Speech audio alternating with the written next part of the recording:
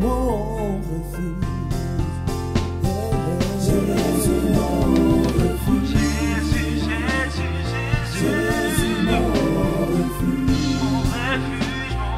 Jésus, mon refuge. Jésus, mon refuge. Jésus, mon refuge. Dans 1 Corinthiens 12, la Bible dit, je vais le lire juste ici. Vous y êtes? 1 Corinthiens 12, verset 14. Vous y êtes? Donnez-moi un bon amen. Amen. Ainsi, le corps n'est pas un seul membre, mais il est formé de plusieurs membres. Si le pied disait « Parce que je ne suis pas une main, je ne suis pas du corps », ne serait-il pas du corps pour cela? Et si l'oreille disait « Parce que je ne suis pas un œil, je ne suis pas du corps », ne serait-il pas du corps pour cela? Si tout le corps était l'œil, où serait l'ouïe? Et s'il était tout ouïe, où serait l'odorat? Maintenant, Dieu a placé chacun des membres dans le corps comme il a voulu. Donne-moi un bon amen. Amen. Et si tous étaient un seul membre, où serait le corps? Waouh! Maintenant donc, il y a plusieurs membres et un seul corps. L'œil ne peut pas dire à la main « Je n'ai pas besoin de toi », ni la tête dire aux pieds « Je n'ai pas besoin de vous ». Mais bien plutôt, les membres du corps qui paraissent les plus faibles sont nécessaires. Waouh! Cette parole m'encourage, pas toi? Et ceux que nous estimons être les moins honorables du corps, nous les entourons d'un plus grand honneur. Waouh! Ainsi, nos membres les moins honnêtes reçoivent le plus d'honneur. Tandis que ceux qui sont honnêtes n'en ont pas besoin. Dieu a disposé le corps de manière à donner plus d'honneur à ceux qui en manquaient. Waouh! Afin qu'il n'y ait pas de division dans le corps, mais que les membres aient également soin les uns des autres. Et si un membre souffre, tous les membres souffrent avec lui. On peut le lire ensemble. Et si souffre, tous les membres souffrent avec lui. Une deuxième fois. Troisième fois. Si un membre est honoré, tous les membres se réjouissent avec lui. On peut le lire aussi? Wow, on continue. Et le dernier verset. Vous êtes le corps de Christ, alléluia, et vous êtes ses membres, chacun pour sa part, alléluia. Acclamons la parole de Dieu, s'il vous plaît. Aujourd'hui, je vais commencer en donnant la définition, vous pouvez prendre place, de l'honneur. Je ne sais plus si c'est le pasteur Semayas ou moi-même qui avions décidé ce thème, mais en tout cas, c'est un thème que j'aime beaucoup et aujourd'hui, j'aimerais honorer toutes celles et ceux qui sont présents. Alléluia. Amen. J'aimerais honorer vraiment toutes les personnes de l'église responsables. On ne cite plus les noms, on les connaît. Alléluia. Alléluia. Amen. On les a déjà cités tout à l'heure, c'était merveilleux. Et j'aimerais honorer par-dessus tout le pasteur Semayas. Est-ce que quelqu'un va acclamer pour sa vie? Le pasteur Semayas, alléluia. J'ai vraiment compris en Suisse davantage de choses sur l'honneur. Vous savez, l'honneur, c'est tellement une clé pour évoluer dans la vie chrétienne. C'est terrible, l'honneur, c'est terrible. Et j'aimerais vraiment honorer le pasteur Semayas pour l'œuvre qu'il a fait dans ma vie. Parce que tout ce que j'ai reçu, je l'ai reçu de lui. Alléluia. Amen. J'étais un jeune homme qui avait très peur d'évangéliser. Très peur, vraiment. Et j'avais même pas confiance en moi. Et même ma révélation de Christ était comme instable et fragile. Ok? Et puis, il m'a aidé vraiment à avoir cette conviction que j'étais appelé jusqu'au jour où j'ai décidé de vraiment l'honorer et faire de lui mon père spirituel. Parce qu'un fils peut choisir son père. Alléluia. Et puis, voilà. Dans la vie, dans le monde physique, il y a des choses qui sont inévitables. Tu peux grandir physiquement, et ça, c'est inévitable dans le monde physique. Mais pour grandir spirituellement, il faut une décision. Un père sur la terre est donné parce que tu es né de ce père. Mais dans le monde spirituel, tu peux choisir ton père. Par contre, Paul dira, vous avez plusieurs maîtres, vous avez plusieurs enseignants, mais vous n'avez qu'un seul père. Alléluia. Que quelqu'un donne un bon amen. Amen. J'honore vraiment le pasteur Semayas. La Bible nous donne une définition de l'honneur. Non, ça, c'est pas la Bible, c'est la rousse. sentiment que l'on a de sa propre dignité, considération à l'égard de quelqu'un. Ok? Alléluia? Ok, moi j'aime donner les définitions parce que des fois on dit l'honneur c'est comme la gloire. L'honneur et la gloire c'est pas la même chose. J'ai déjà entendu cette folie. L'honneur et la gloire c'est pas la même chose. L'honneur c'est pouvoir avoir une révérence, pouvoir avoir du respect. Et aussi c'est pouvoir ne pas commenter ce que tu ne comprends pas. Dans l'honneur, si tu ne comprends pas quelque chose, tu ne commentes pas. Tu pries, tu intercèdes. Parce que les bébés spirituels, ils critiquent, mais les matures, ils intercèdent. Est-ce qu'on peut se réveiller aujourd'hui? Alléluia, c'est pour Jésus. Et j'ai pu comprendre que il y a des antonymes à l'honneur. Et c'est le déshonneur, l'humiliation, la honte, la déloyauté. Et aujourd'hui, je vais parler de toutes ces choses. Parce que dans l'église, l'honneur est en train de perdre sa saveur. C'est-à-dire que ton pasteur te déçoit une seule fois et tu oublies tout ce qu'il a fait pour toi. Un frère s'est investi dans ta vie et à partir d'une seule erreur, tu oublies tout ce qu'il a fait. J'aimerais aujourd'hui qu'on puisse reprendre la définition de l'honneur avec des exemples bibliques et Dieu va nous faire du bien. Alléluia. Il y a plusieurs types d'honneur. Il y a l'honneur envers Dieu, l'honneur envers les autres, l'honneur envers ses parents, physiques et spirituels, l'honneur envers soi-même, l'honneur que Dieu a envers les hommes. Alléluia. Oh, alléluia. Amen. Non, j'ai pas entendu toi, amen. Oh, frères et sœurs, qu'est-ce qui se passe aujourd'hui? J'ai pas entendu toi, amen. Oh, frères et sœurs, ne me laissez pas rendre un mauvais témoignage de Paris. Donnez-moi un bon amen. Ok, l'honneur envers Dieu. Ne savez-vous pas que quand on est chrétien, on n'est pas seulement dans une religion, on est dans une relation. Lorsque tu as une relation, tu as besoin d'établir une sorte de charte avec Dieu. Je dois lui parler parce que moi, aujourd'hui, je suis en relation avec Émeraude et nous courons vers le mariage. Alléluia. Amen. Et je dois lui parler, je dois l'honorer, mais je dois me rendre fidèle qu'à elle. Alléluia. Amen.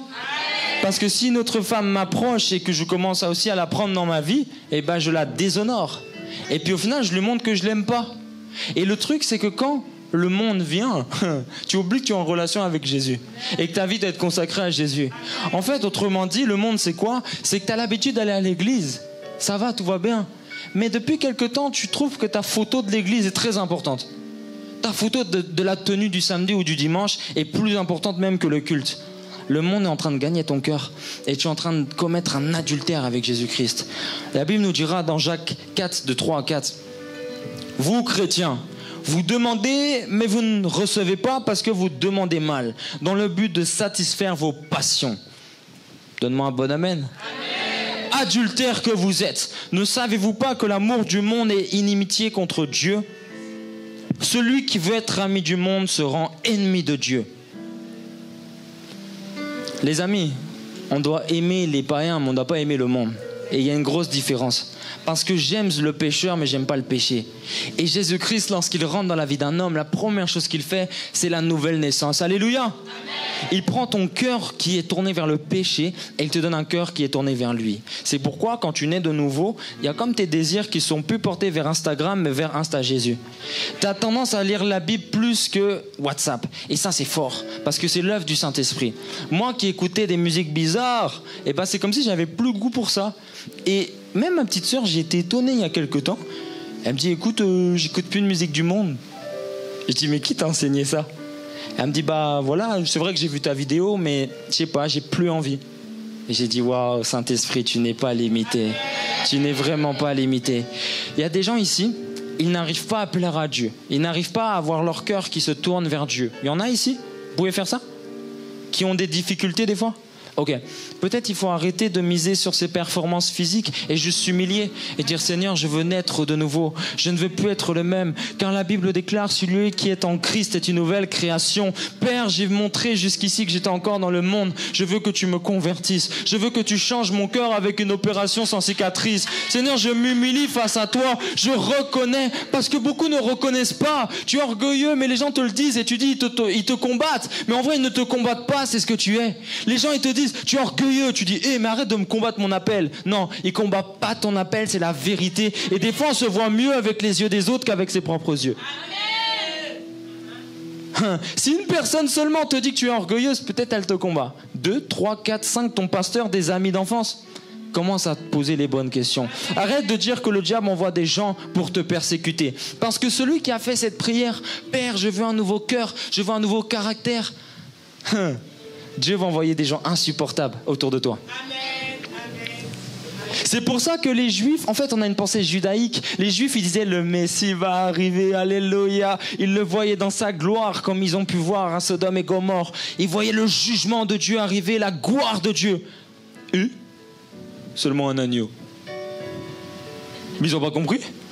Mais parce que Dieu, il fait comme il veut. La Bible dit qu'il est souverain. Quand tu demandes ton brisement, soit il claque des doigts, ton cœur change. Soit il claque des doigts, il envoie quelqu'un d'insupportable. Mais sois spirituel pour discerner.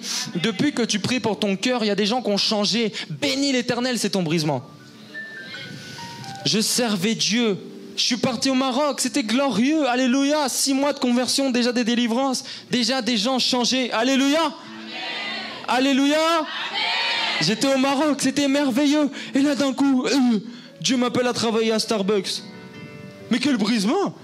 Et moi je suis là, ouais, je suis un serviteur de Dieu, je suis là à Starbucks en train de faire des cafés. Tenez madame. Et puis voilà, c'est vraiment compliqué, un mocha. Et puis voilà, je sais pas, je me sens appelé. Et puis là il te dit, bah va laver la salle. Ouais mais moi je suis appelé Seigneur, je suis appelé, j'en ai marre. Et puis les gars, il a vu que je m'investissais pas au travail. Il a dit, lui là, il a capté un peu et... Il a dit, tu sais quoi, je vais vraiment lui faire mordre la poussière. Parce que dans le milieu du travail, en fait, pour être promu, il faut bien bosser, il faut être assidu, il faut être là à l'heure. Ok ? Il faut avoir le sourire même quand on te parle mal. Mais le souci, c'est que moi, ça se voyait que j'étais pas investi. Parce que je me sentais appelé. Quel orgueilleux j'étais. Je me sentais appelé. Donc je m'investissais pas à Starbucks. Et j'étais lent, je souriais pas. J'étais là au travail, j'étais nonchalant. Quel témoignage. Alors il a dit, tu vois, tu veux faire le malin? Il me dit, Pierre, bah écoute, tu vas laver les toilettes maintenant.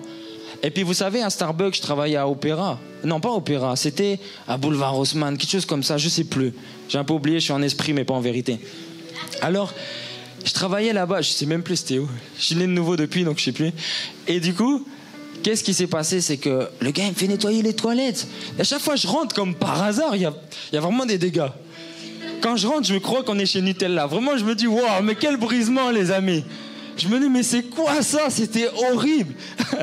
Et il fallait même déboucher les toilettes. Ça faisait des bulles bizarres, c'était marrant. J'ai dit, bulles bizarres n'étaient pas un Pokémon, c'était une réalité. Il y avait vraiment des bulles bizarres et des choses bizarres ici. Et j'ai dit, mais je suis appelé. Je suis là. Et je disais, mais les gens combattent mon appel. Dieu, tu m'as rejeté. J'ai failli déchirer ma tenue.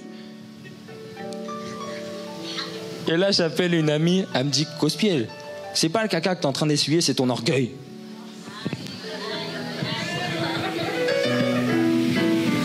Donc les amis, apprenez à discerner quand Dieu vous brise, bénissez l'Éternel. Seigneur, je te remercie de ma sœur qui a changé depuis ma prière. Je te remercie de mon père qui me rejette. Je te remercie de ne pas avoir d'argent. Je te remercie parce que tu me travailles. Donne-moi un bon amen. Bénis l'Éternel pour tes épreuves. Bénis Dieu pour tes épreuves. Alléluia. Parce que quand tu sais reconnaître où Dieu a placé sa main, tu l'honores. Et le brisement fait partie de Dieu. N'est-ce pas le Saint-Esprit qui a conduit Jésus dans le désert? Alléluia. N'est-ce pas Jésus qui a pris ne serait-ce que 5 pains et 2 poissons? Certains théologiens disent que c'est l'offrande d'un orphelin. Oh. Il le prend et dit, Père, je te rends grâce. Et la multiplication arrive, ils partent avec 12 corbeilles. L'honneur, c'est aussi prendre le peu que tu as et dire, Père, je te remercie pour ce que tu m'as donné. Seigneur, merci parce que je vis avec ma sœur, mon père, on est 10 dans l'appart, s'il faut 9. Mais Père, je te rends grâce parce que je ne dors pas dehors. Les chrétiens sont devenus ingrats à un tel point que lorsque tu n'as pas quelque chose, tu te concentres sur ce que tu n'as pas plutôt de considérer ce que tu as. Et quand tu te concentres sur ce que tu n'as pas, tu finis par ne plus voir ce que tu as. Seigneur, je veux que tu m'utilises dans l'évangélisation, alors que Dieu t'utilise déjà dans d'autres domaines. Et tu finis par dire, Dieu ne m'utilise pas, Dieu ne veut pas m'utiliser, moi je voulais faire comme Sémaïas. Mais Dieu t'utilise dans ta branche, dans ton domaine. Alléluia. Il y a des gens, ils ont fait des micatés pour Jésus. Alléluia. Il y a des gens, ils ont cuisiné des acras pour Jésus. Alléluia. Mais c'est merveilleux. Que Dieu bénisse les gens qui bougent les chaises. Aujourd'hui, je vous honore. Les gens qui font le ménage, mais que Dieu vous bénisse. La Bible dit que les plus méprisés seront les plus honorés. Dans ce qu'on a lu, c'est beau. Alléluia. Et tu es là, tu es intercesseur à l'église. Personne ne t'a jamais dit merci, mais persévère, Dieu te dira merci. Amen. Je pensais que tu allais me donner un meilleur amen. Amen. Les amis, le texte c'était l'honneur envers Dieu. Parce qu'en fait, pour parler d'honneur envers Dieu, il faut parler de mépris envers Dieu. Dans quel acte tu méprises Dieu? C'est ça que j'aimerais savoir. Quand Dieu te donne, si tu ne sais pas reconnaître, tu es méprisant. Dieu te donne une épouse et tu te plains, alors qu'en vrai c'est seulement le reflet de ce que tu es. Tu lui as fait du mal, elle te fait du mal parce qu'une personne blessée blesse. Ah, mon papa, vraiment, depuis que j'ai reçu Christ, il est plus le même. C'est comme si là, il me persécute, il combat mon appel. Mais toi, tu mets l'église avant ton père. Tu mets ici, là, Jésus mon refuge, ton église, je ne sais pas d'où tu viens, mais tu le mets même avant la relation avec tes parents. J'étais où tout à l'heure? J'étais à 6 heures de route. Aujourd'hui, j'ai conduit 6 heures pour venir vous prêcher parce que j'ai préféré aller 2 jours ou 3 jours avec mon père, passer du temps avec lui, l'aimer, ma maman, et après venir fatigué ici. Parce que mon message, il est beaucoup plus vrai quand je deviens un bon fils envers mes parents. Un homme de Dieu une fois, enfin un homme de Dieu, même pas, je sais même pas qui c'est en fait. Un gars il m'écrit et il me dit écoute Cospiel, je dois te dire une chose, pour moi il y a quelque chose que tu fais mal, le Seigneur me le dit. Bon là déjà Dieu il tente si t'es prêt à recevoir ou pas. Parce que Dieu peut te parler au travers d'un enfant. Ok? Alléluia. Je dis mais qu'est-ce que je fais de mal? Au début moi Dieu il avait besoin de me briser. En 2016 tout ça là j'étais chaud. En fait, j'étais jeune converti, mais je servais déjà, donc j'avais pas vraiment eu ce brisement d'être saint, et de recevoir les enseignements. Et le gars me dit, un truc que tu fais mal, c'est que tu méprises les gens de ta famille. Je dis, bah non, pas spécialement. Et je fais, ah ouais, j'avoue, ça fait 2 mois que j'ai pas parlé à ma mère. Et là, je me suis posé la question, à quoi bon gagner le monde entier si tu es un mauvais fils, un mauvais frère? Vous savez, j'ai été étonné de voir le pasteur Semayas honorer son frère et l'amener au cinéma. Pasteur Semayas il va au cinéma avec son frère. Je me suis dit mais c'est un homme de Dieu. Et là j'ai compris qu'il faut honorer les membres de sa famille pour qu'ils se convertissent.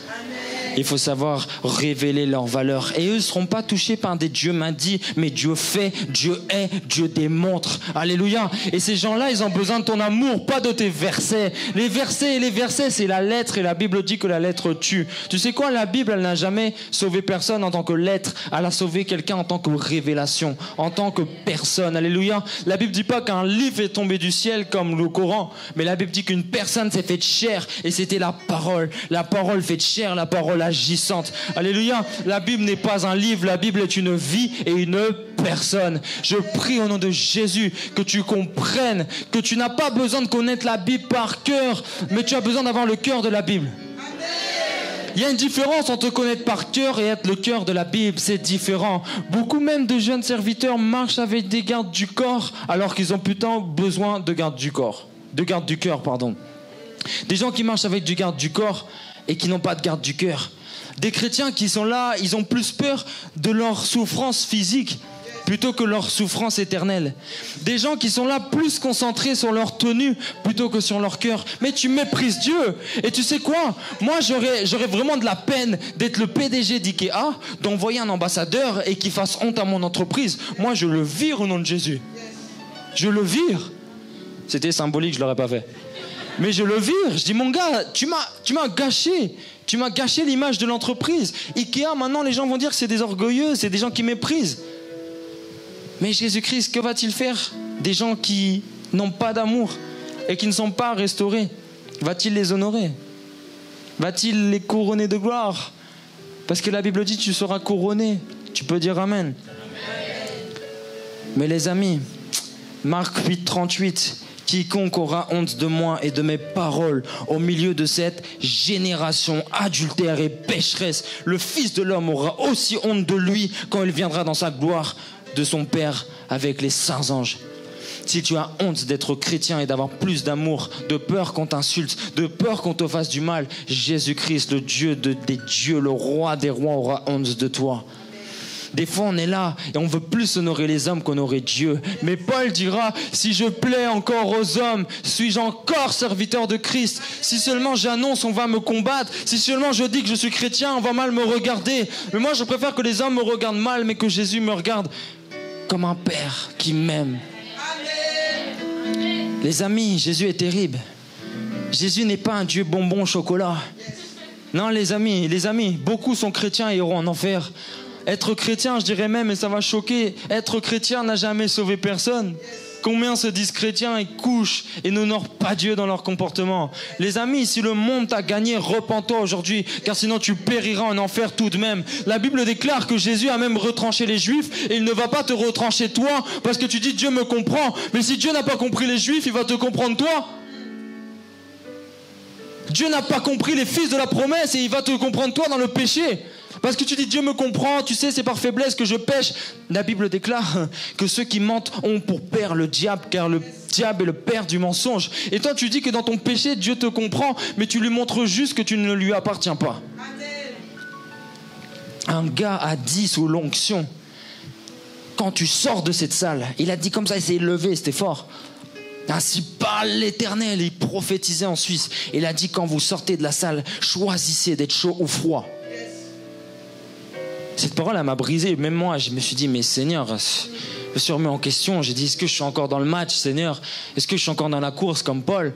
Et je me suis repenti. J'ai dit, non, Père, donne-moi plus de simplicité, plus d'humilité. Je vais être plus vrai. Je vais être un meilleur enfant pour mes parents. Je vais être un meilleur frère pour ma sœur. Parce que c'est honorer Dieu d'honorer la créature. Parce que celui qui méprise la créature méprise le Créateur.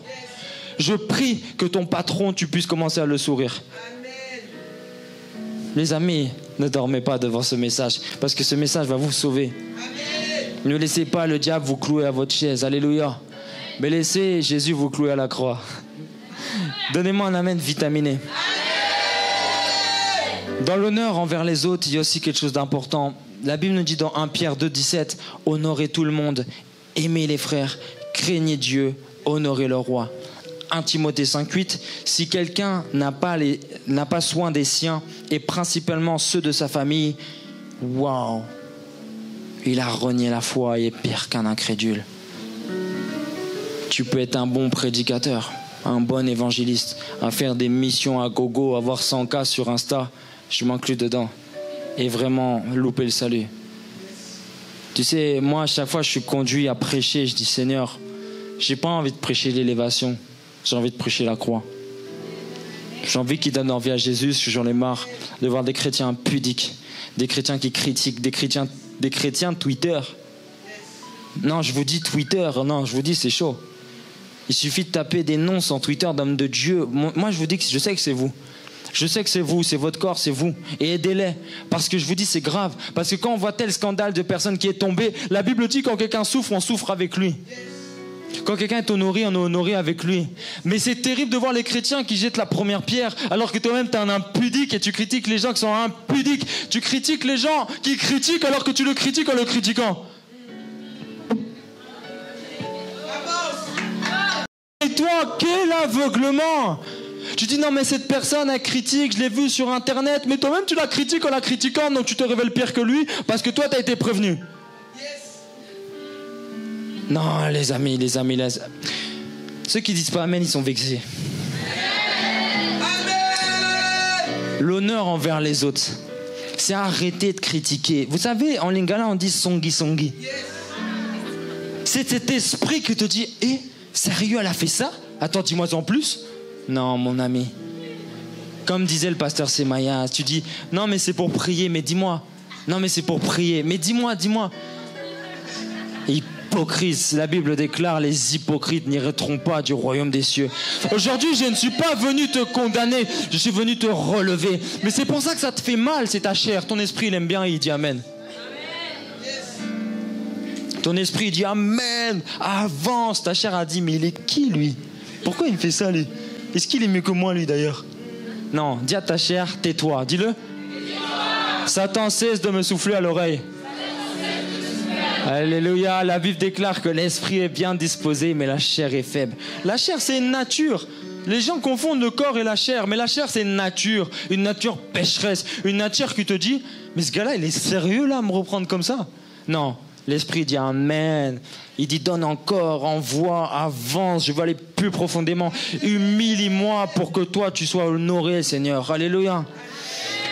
Il y a une belle prière dans la Bible d'un homme qui disait, oh Père, je jeûne 2 fois par semaine. Enfin, c'est vraiment une belle prière. Je jeûne 2 fois par semaine. Non, mais c'est vrai. Je jeûne 2 fois par semaine. Je donne la dîme de tous mes revenus. Tu vois, il avait un cœur humble, vraiment. Et il était là. Je donne la dîme de tous mes revenus. Seigneur, merci parce que je ne suis pas comme les hommes. Waouh, quelle douceur. Et Dieu dit orgueilleux. Oh, pourtant, il est tellement humble. Père, je te remercie, papa, parce que je ne suis pas comme les autres hommes. Dieu dit orgueilleux. Mais non, non. Il n'a pas l'air orgueilleux. Enfin, tu as envie d'intercéder. Seigneur, s'il te plaît, tu l'as peut-être mal vu. Mais la Bible dit qu'il y avait un homme de mauvaise vie à côté. Il était là, il se frappait la poitrine. Il disait, Père, sois apaisé envers moi qui suis pécheur. Et la Bible dit que cet homme-là est reparti justifié. Car quiconque s'élève sera rabaissé et quiconque s'abaisse sera élevé. J'entends même plus ton amen. Ici, les gens se vexent vite à Paris. Ils se vexent super vite. Alléluia. Alléluia. L'honneur envers les parents physiques et spirituels, c'est hyper important. Que quelqu'un dise amen.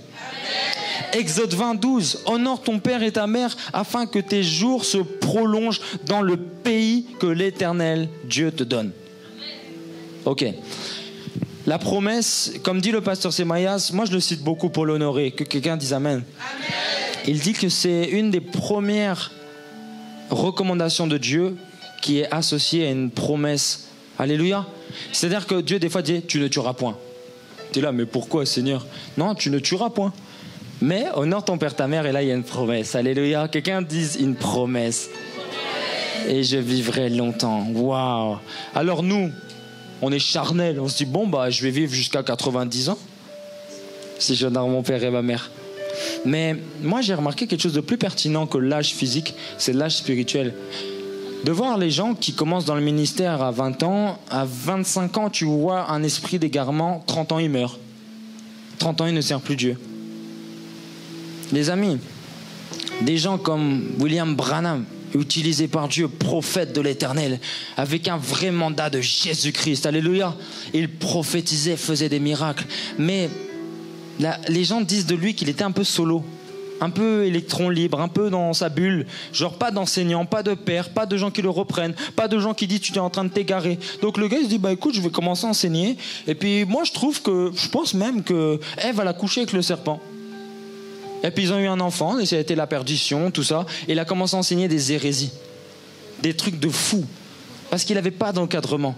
Les amis, avoir un père spirituel, avoir un encadrant spirituel, ça te garde, ça te garde, ça te garde. Tu es convaincu que Dieu t'a parlé, mais ton père spirituel te dit hey gars, c'est vraiment faux ce que tu dis, c'est faux.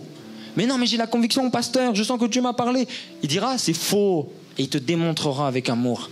Parce qu'un père ne donne pas d'ordre, mais il donne l'exemple et il dirige dans l'amour. Alléluia. Il n'est pas là à te condamner, te rabaisser, mais il te dirige dans l'amour. Et il te dit ça c'est faux, mais je vais t'aider. Alléluia. Je ne suis pas venu te condamner, je suis venu t'aider, te tendre la main. Alléluia. Un père spirituel ne doit pas pointer du doigt. Parce que d'ailleurs, Dieu a bien fait le corps de l'homme. Parce que quand on pointe un doigt, il y en a 3 vers soi. Remets-toi en question et enlève la poutre qui est dans ton œil avant d'enlever la paille de l'œil de l'autre. Alléluia. Vous savez les amis, j'ai rencontré un chrétien qui fumait et qui prêchait et qui couchait avec des femmes. Il me dit mon gars Cospiel, écoute moi je fais genre devant les gens, tout ça, je prêche et tout. Mais il me dit devant toi j'ai senti un amour. En fait il est arrivé tout ça, il faisait genre, tout le monde le respecte, tu vois, c'est un homme de Dieu. Il prêche et tout et il me dit Cospiel, j'ai senti que tu n'allais pas me juger, je peux me confier à toi. Béni soit l'Éternel, alléluia. Il a dit j'ai senti un regard chez toi et je me suis dit t'allais pas me juger. Et vous savez que les chrétiens qui tombent, ils demeurent dans le péché parce qu'ils savent pas à qui se confier, parce que les chrétiens jettent la première pierre, les chrétiens jugent et les chrétiens oublient qu'ils sont médecins et qu'on est là pour soigner les malades. Les amis, il m'a dit, écoute, Kosuel, je vais pas passer par 4 chemins. Écoute, je vais voir une fille après et je fume. Et les gens, ils savent pas forcément tout ça. Et écoute, Kosuel, je me sens mal. Et moi, je l'ai dit, mon gars. Je l'ai pris dans mes bras, j'ai dit, tu sais, Jésus, il veut t'honorer aujourd'hui. Jésus, il t'aime. Et Jésus ne regarde pas à tes péchés. Malgré que tu aies été hypocrite, Jésus aujourd'hui te pardonne parce que tu as confessé. Et Jésus va te délivrer instantanément. Et je dis à 3, la cigarette, l'impudicité, l'hypocrisie et tout ce qui est du diable va te quitter. 1, 2, 3. La puissance de Dieu le visite. Et il me dit, j'ai plus envie, ça y est. Un cœur nouveau, un esprit bien disposé, un rafraîchissement spirituel. Mais pourquoi? Parce que je ne l'avais pas jugé de mon regard. Mais si moi, je viens te dire, écoute, j'ai tel problème, quel regard vas-tu me faire? À quel chrétien aujourd'hui on peut se confier? Moi, c'est ça ma question. À quel chrétien je peux dire mes problèmes? Alléluia. À quel chrétien je peux lui dire, écoute, j'ai des problèmes pour prier? Toi qui prêches, tu as des problèmes pour prier. Le gars, il va sortir Twitter.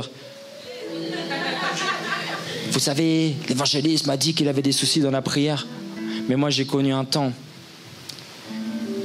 où Pierre, dans Acte 4, il est revenu vers les disciples parce qu'ils avaient peur à cause des emprisonnements. Et il a dit, les gars, ok, vous êtes les apôtres, tout ça, vous avez vécu avec Jésus 3 ans, mais je ne vous condamne pas. Nous allons prier. Et ils ont commencé à intercéder. Et la Bible dit qu'il y a eu comme une nouvelle Pentecôte. Le Saint-Esprit est descendu sur tous. Mais il y a quelque chose de différent. C'est que la Bible dit que l'Esprit est descendu, un feu sur chaque tête. Mais la Bible dit qu'après cela, ils prêchèrent avec assurance. Les amis, il y a un pouvoir dans la confession. Il y a un pouvoir dans la confession. Il y a des niveaux d'onction que je n'arrivais pas à atteindre dans la puissance de Dieu parce que je n'avais pas assez confessé. Je confessais pas. J'avais pu critiquer dans ma vie, je ne l'avais jamais dit à personne. Quand j'ai dit, écoute, ma soeur, j'ai critiqué dans ma vie, j'aimerais confesser ce péché. Oui, il faut confesser à Dieu. Mais confesser à un homme, ça, je sais pas, ça a une puissance. Parce que vous êtes tous des autorités. Alléluia. Vous êtes tous des soldats. Alléluia. On peut tous s'entraider, se confesser les uns aux autres. La Bible dit, mais sauf qu'on peut plus vivre ce verset.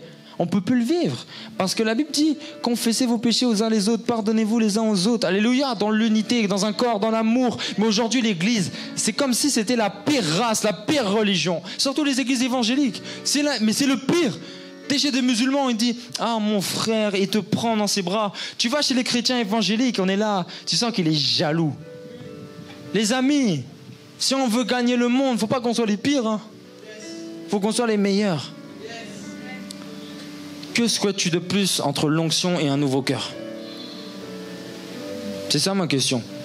Qu'est-ce que tu pries le plus? Père, façonne-moi. Père, élève-moi. Père, donne-moi la puissance. Père, donne-moi l'argent. Dieu, élève-moi dans mes finances. Ou Père, donne-moi un cœur nouveau. Vous savez, c'est une très mauvaise prière de prier que pour les bénédictions. Parce que Dieu regarde au cœur. Dieu exauce un cœur. Tu sais que si ton cœur est humble, Dieu t'élève. Les amis, moi j'ai prié toute ma vie pour être avec des joueurs de foot, pour pouvoir évangéliser les joueurs de foot. Qui a fait cette prière? Oh, il n'y a que Ethan. Ça m'étonne. Une autre personne. Est-ce qu'il y a des gens ici qui ont prié pour évangéliser des joueurs de foot? Ou qui ont eu envie à la limite? Oh. Bon, je vais recommencer. Et aujourd'hui, vous dormez, hein? Qui a désiré dans son cœur gagner des footballeurs dans sa vie? Ok, bon, que Dieu vous bénisse ceux qui ont levé la main, ça vous arrivera au nom de Jésus. Alors, j'ai prié pour ça, j'ai dit Père, élève-moi, je veux rencontrer Neymar, je veux lui prêcher l'évangile parce que j'en ai marre. Et puis je me suis dit, vraiment, je vais faire des miracles et tout ça par la grâce de Dieu avec un cœur humble, vraiment, un cœur humble. Ok? Je suis pas toujours là pour dire que j'ai été mauvais, j'ai aussi été avec un cœur simple. Et je disais, Seigneur, élève-moi, Seigneur, je vais amener un réveil. Et j'ai compris une chose, c'est que Dieu n'exauce pas en fait une prière. Dieu exauce une vie, un cœur, une consécration, une sincérité, une intégrité. Vous savez, les gens qui ne sont pas intègres, Dieu les expose. Dieu les disqualifie. Tu sais, ça sert à rien de jouer aux chrétiens. Sois chrétien. Arrête d'être là à vouloir faire semblant que tu as de l'amour. Sois l'amour, pardonne, alléluia. Sois un vrai chrétien et Dieu t'élèvera. Tu sais, T'es là, tu dis ouais, Dieu va m'élever. Je vois plein de gens, il y a 3 ans, ils me disaient moi, Dieu va faire de moi un millionnaire et je vais bénir l'église. Au jour d'aujourd'hui, il est encore plus pauvre que moi. Je dis, mes frères, je croyais que c'était ta grâce. Il me dit non, mais tu sais, voilà, il y a le brisement. Mes frères, un brisement qui dure 3 ans n'est plus un brisement, les amis. C'est que tu résistes. Parce que regarde, Jésus 40 jours et Israël 40 ans. L'obéissance fait la différence. Je dis, l'obéissance fait la différence. L'obéissance fait la différence. Si ça a été prolongé, alléluia, c'est qu'il y avait une remise en question qui devait être faite. Te mettre dans la volonté de Dieu te fera écourter ton désert. Faut le noter. Alléluia. L'obéissance vaut mieux que les sacrifices. Si j'écoute Waze, alléluia, j'ai fait 6 heures de route. Si j'écoute plus Waze, je vais pas faire 6 heures. Je vais faire 7, 8, 10 heures. Au bout d'un moment, je vais devoir regarder Waze, le GPS, quoi. Je vais dire, frère. Et puis là, il va me dire, bon, du coup, il faut reprendre la A11, la A10, la A86. Et il va me remettre dans le droit chemin. Toi, tu es là, mais tu ne demandes plus à Dieu où il faut aller. Quel est mon appel? Qu'est-ce que tu veux de moi? Quelle est ma saison? Seigneur, est-ce que tu veux m'élever dans la puissance ou est-ce que tu veux changer mon cœur? Seigneur, est-ce que tu veux pas que je m'occupe de ma petite sœur plutôt que j'aille évangéliser? Les amis, on n'achète pas son salut en évangélisant. Non, je vous le dis. On n'achète pas son salut avec les œuvres. On n'achète pas son salut en prêchant. Les amis, avoir ce micro ne veut pas dire qu'on est sauvé. J'ai même fait des délivrances sur des chantres. Alléluia. Ça prouve qu'avoir le micro, ça fait rien. Les amis, moi je suis venu vous dire la vérité. Servir Dieu, c'est avec un cœur humble, un cœur simple. Ou quand on te croise, la personne veut confesser. Moi, je veux que quand je te regarde, je me dis, cette personne-là, je peux lui confier quelque chose. Ah, tu ne dis même plus amen, les amis. Tu laisses la bénédiction passer. Les amis, ne laissons pas ces bénédictions passer. Alléluia. Est-ce que je continue? Donne-moi un bon amen. Ok, je vais essayer d'avancer. Et qui dit honneur dit loyauté. Quelqu'un peut dire loyauté? Ok, la loyauté, c'est la base parce qu'on récolte ce que l'on sème. La loyauté, c'est hyper important. Ça empêche que les gens puissent t'abandonner en cours de chemin quand tu fais une erreur. Ça permet aussi que la personne ne parle pas sur toi, ne dise pas tes secrets. La loyauté, je pense que c'est l'aptitude que Dieu recherche presque le plus chez un chrétien pour l'élever. Mais il y a aussi la déloyauté. Et il y a, vous allez noter ça, 5 étapes qui mènent à la déloyauté. 5 étapes. La déloyauté en 5 étapes. Notez bien cela, c'est assez rapide. Et en fait, la Bible, elle nous l'enseigne, mais c'est vraiment fort. La première étape pour devenir déloyal, c'est d'être blessé. Un homme de Dieu a fait quelque chose, ça t'a fait du mal. Ok? L'homme de Dieu, il t'a vraiment vexé. Tu te dis, mais pourquoi il m'a fait ça et tout? Je sais pas, avant, il n'aurait pas fait ça. Je me suis senti méprisé. C'est comme s'il a changé et tout. Et en fait, t'es blessé. Vraiment, il y a une vraie blessure vis-à-vis d'un pasteur, d'un homme de Dieu, d'une Yaya, d'un grand frère. Il y a vraiment quelqu'un, tu sens, waouh, il m'a blessé aujourd'hui. Ça, c'est la première étape. Dans la deuxième étape, tu vas commencer à t'éloigner. Tu sais, les gens que t'aimes pas trop, que t'es blessé, tu veux pas trop rester avec eux. Alors, tu vas être moins dans les programmes de l'église. Un peu moins. Tu vas moins à l'église. Tu vas moins dans ses évangélisations, moins à ses partages bibliques. Tu vas moins à la cellule de maison. Tu lui envoies moins de messages, tu l'appelles moins.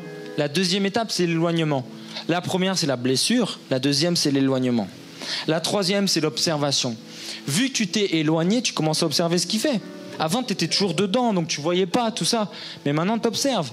Et tu es là, tu es sur Facebook, tu dis, hey, mais je voyais pas tout ça avant. Je voyais pas tout ça. C'est ton pasteur. C'est ton père spirituel, c'est ton mentor. Et tu dis, je ne voyais pas ça avant. Je ne voyais pas toutes ces choses. Ça, c'est la troisième étape. Tu observes et tu commences à comme chercher les péchés. Tu cherches un peu ses erreurs. Oh. Et tu vas sur son compte. Tu dis, attends, je vais regarder ses tenues, je vais regarder à qui il est abonné, je vais regarder ses stories, je vais regarder comment il prêche, comment il se tient. Et tu commences à soupçonner le mal. Quatrième étape, tu commences à critiquer parce que tu as vu des choses dans l'observation. Parce que dans homme de Dieu, il y a homme. Et tous les hommes de Dieu te décevront un jour. Parce que dans homme de Dieu, il y a homme. Dans la quatrième étape, tu critiques. Là, vraiment, c'est la calomnie. Parce que tu as observé, tu commences à parler.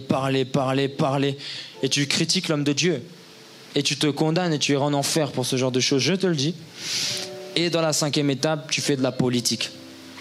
Première étape, blessure. Deuxième étape, éloignement. Troisième étape, observation. Quatrième étape, critique. Cinquième étape, politique. La politique, c'est rallier des gens à ta pensée. Tu dis, mais tu sais pas que tel pasteur, toi aussi, t'as remarqué ou pas? T'as remarqué comment il avait parlé la dernière fois? Tu sais avec qui il traîne. Et là, tu rallies des gens. Et tu as comme un crew. Et des gens, tu te retrouves des fois avec eux. Tu commences à parler sur les hommes de Dieu. Tu parles sur telle sœur. Non, mais tu sais qu'avant, elle chantait à l'église.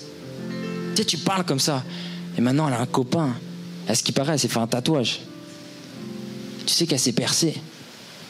Les amis, vous savez, ce genre de personnes n'hériteront point du royaume des cieux.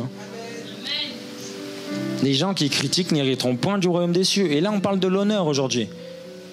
Parce que il y a un principe. Je veux que vous me donnez un amen vitaminé. Je veux pas qu'on dorme aujourd'hui. Non, on va recommencer. Donne-moi un bon amen. Ok, il y a un principe avec Dieu qui me fait peur. Quelqu'un peut dire un principe? Les amis, on récolte ce que l'on sème. Les amis, moi, cette parole me fait peur. Le pasteur Semayas m'a dit une fois, arrête de parler sur les gens. Parce que comme tu parleras, c'est comme on parlera de toi. Alors, je me suis dit, moi, si je vois des démons partout, chez chaque personne, je vois des démons. Elle a un esprit de sirène, elle sort du Pacifique. Elle a un esprit... Et je me suis dit, je vais voir des démons partout. Oh, lui, il a un esprit de critique, parce que je me rappelle une fois, elle avait dit ça, et je voyais des démons partout, des démons partout. Est-ce que vous connaissez des gens comme ça, ils parlent que des démons plus que de Jésus? Ils sont là, des démons, des démons, des démons, des démons. Ndoki, Kindoki, t'es là, t'es en train de condamner les gens. Tu parles des démons, des malédictions. Oui, ses frères, il a changé, c'est sûr, on lui a fait un truc. Est-ce que vous connaissez des gens comme ça? Ils sont trop dans les choses démoniaques, ils sont en démonologie, ils ont un BTS, et c'est grave, ils sont que comme ça, les démons, ils te parlent jamais de Jésus. Même dire Jésus, c'est comme si ça le dérangeait, parce que lui-même, il est possédé. Et en fait, une personne qui voit des démons partout est lui-même un démon, parce que Jésus-Christ est venu révéler la gloire des hommes. Il est lui-même la gloire de Dieu, alors il révèle la gloire des hommes. Chez l'impudique, il voit l'homme de Dieu. Chez la prostituée, il voit l'entrepreneur. Chez la femme qui est tatouée, il voit la femme qui prêchera l'évangile. Alléluia. Chez l'homme qui est percé, il voit l'homme qui amènera le réveil. Alléluia. Les amis, Jésus voit la gloire dans l'homme. Jésus voit la gloire en toi. Ah, mais il faut qu'on arrête à dire aux chrétiens, tu dois changer, tu dois changer. Change-le. Dis-lui, tu es la gloire de Dieu. Tu es la gloire de Dieu. Tu es la gloire de Dieu. La gloire de Dieu vient en toi. Moi, je ne veux pas voir des démons en vous. Je veux voir la gloire de Jésus-Christ. Quand tu touches un malade, il est guéri. Alléluia. Les amis, arrêtez de voir des démons chez les gens, sinon tu prouves à Dieu que tu es un démon.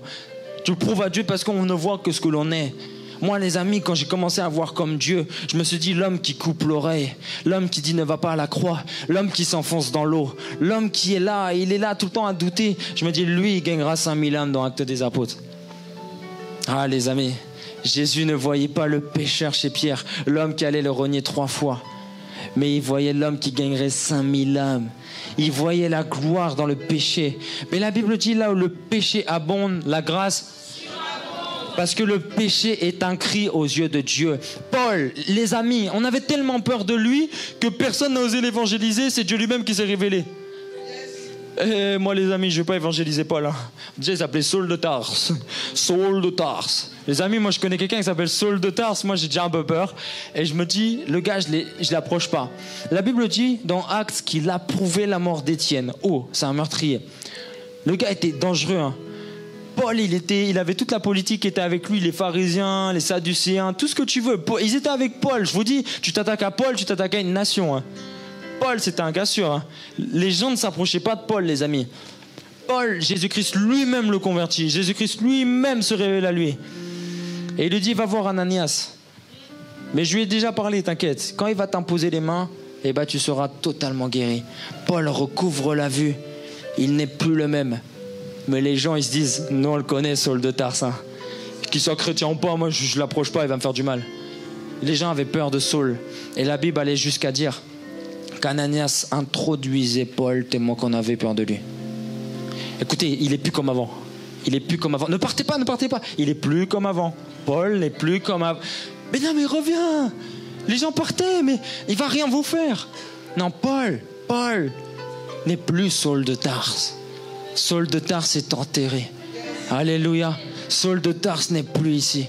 Jésus a vu la gloire en Saul de Tarse. Jésus a vu Paul en Saul. Jésus a vu Paul en Saul. Et il a dit, cet homme-là écrira la plus grande partie du Nouveau Testament, les évangiles. Alléluia. Cet homme a répandu l'évangile comme personne. Et j'irais même jusqu'à dire, franchement, au niveau des fruits, il a même dépassé Jésus. C'était un truc de dingue. Il évangélisait, il a tellement écrit de livres. Jésus, montrez-moi un livre que Jésus a écrit.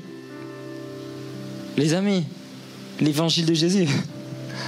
Les amis, c'était des témoins qui écrivaient. Jésus n'a pas voulu tout faire.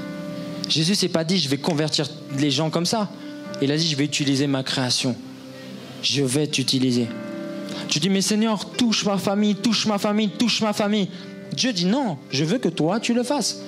Parce que je prends plaisir à t'utiliser. Je prends plaisir à révéler ma gloire dans des choses viles, des choses méprisées.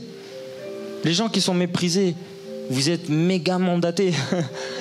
Les amis, il n'y a pas de gens plus grands que vous. Il n'y a pas de gens plus grands que vous. Vous êtes les plus grands dans le royaume des cieux. Vous qui êtes méprisés, vous que personne ne croit. Les gens te disent, toi tu vas monter une entreprise. Non, les amis, dis Jésus-Christ le fera en moi. Jésus-Christ est capable. Les amis, si Jésus a pu changer Saul de Tarse, un meurtrier, les amis, non, vous ne me croyez pas aujourd'hui. Non, les chrétiens doutent. Les amis, je sais que vous ne me croyez pas. Vous ne me donnez même pas d'amen. Les amis, quand tu dis amen, c'est ça s'accomplit dans ma vie. Alléluia. Les amis, je vais essayer de terminer, mais c'est grave. Ça passe super vite.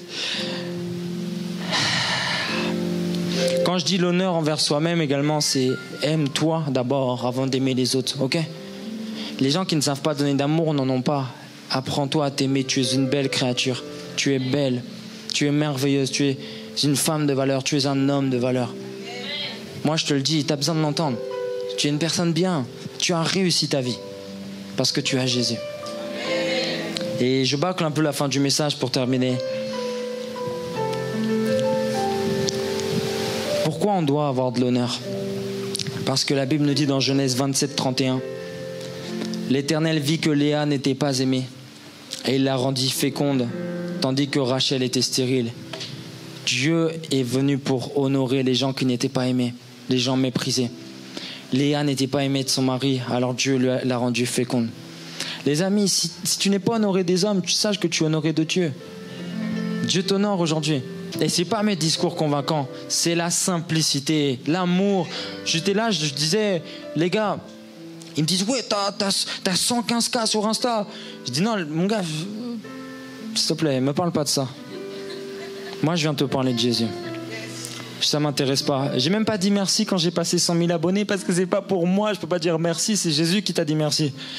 C'est pas mon compte, c'est celui de Jésus. Alléluia. Et ce que je disais, c'était tellement... Le gars, il dit, mais comment tu peux être simple alors que t'es là, tu fais un pays par mois, 2 pays par mois. Il y a des gens, ils ont moins que toi, ils font déjà les bonhommes. Mais j'ai dit, Jésus a fait ça de moi, j'étais pas simple. Jésus faisait ça de moi. Alléluia. C'est un témoignage que je vous donne. Amen.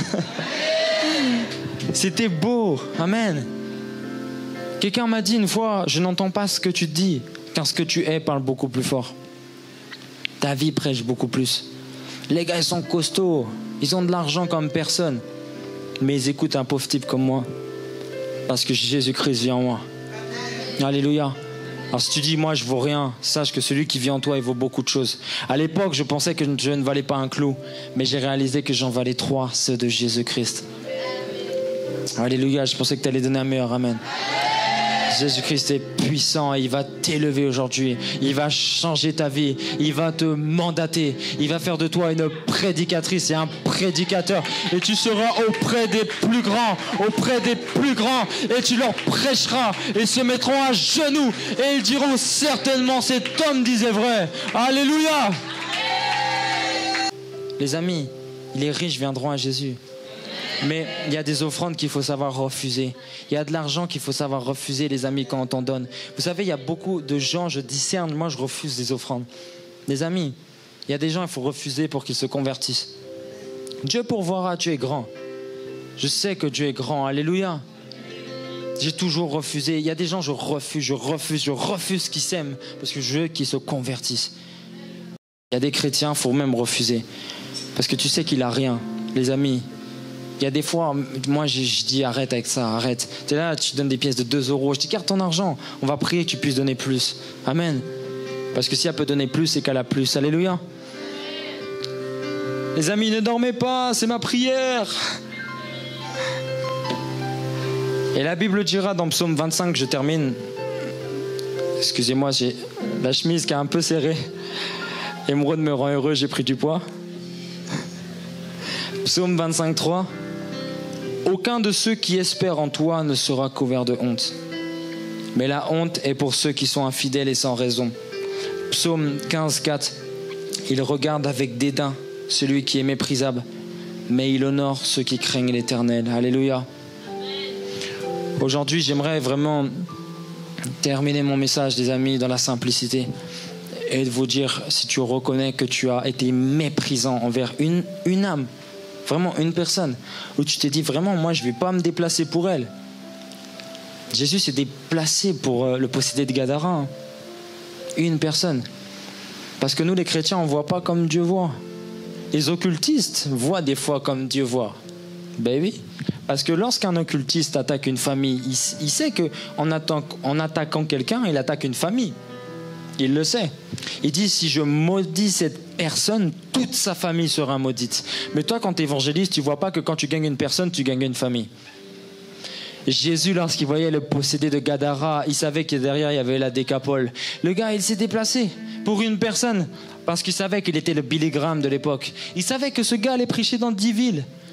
À Ottawa, les amis, on a prêché le réveil. Il y avait 500 jeunes en feu. Ça parlait en langue, tirait la langue, c'était par terre, salto arrière. J'ai failli applaudir tellement que c'était beau. Je me suis dit, waouh, la personne, elle faisait des saltos. Je me suis dit, franchement, il faut l'inscrire à Pinder, c'était fort. Et je me suis dit, la personne, elle a des talents. Peut-être tu es trapéziste. Et je me suis dit, la personne, elle a vraiment... Franchement, elle est vraiment élastique. Hein. Et les gens faisaient des choses comme ça, ils roulaient.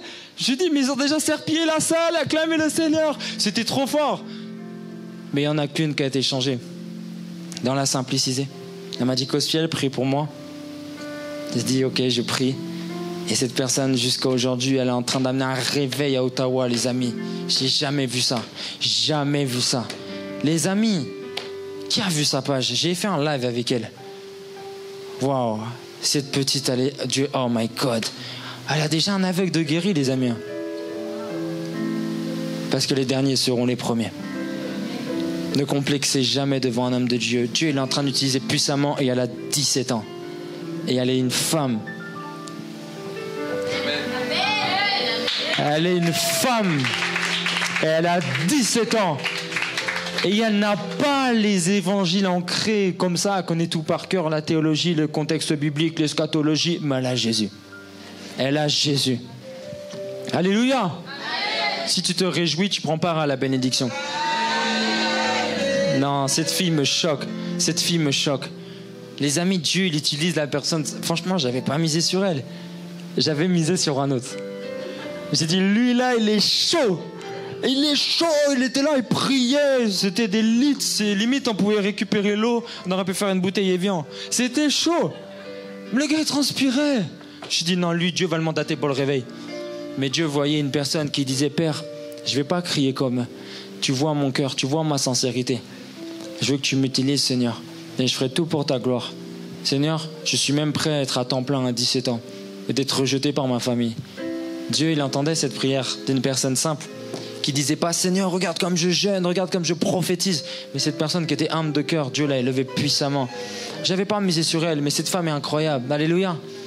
Dieu va élever la personne aujourd'hui qu'il estime vraiment, qui restera le même. Moi, je fais cette prière, je dis, Père, je veux redescendre plus humble que je suis monté.